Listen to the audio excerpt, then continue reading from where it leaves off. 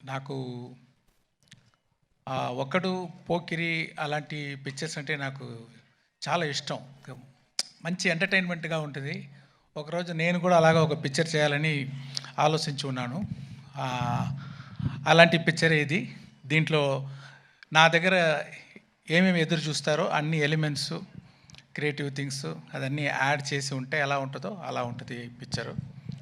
అది ఒక గవర్నమెంట్ ఆఫీసర్కి ఒక పాలిటీషియన్కు మధ్యలో జరిగేది వార్, అది ఈ పిక్చరు.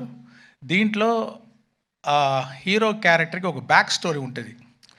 అది ఎలాగా అలా సీమ్లెస్లీ వచ్చి ఒక పెద్ద ఇంపాక్ట్ ఇస్తుంది పిక్చర్లో.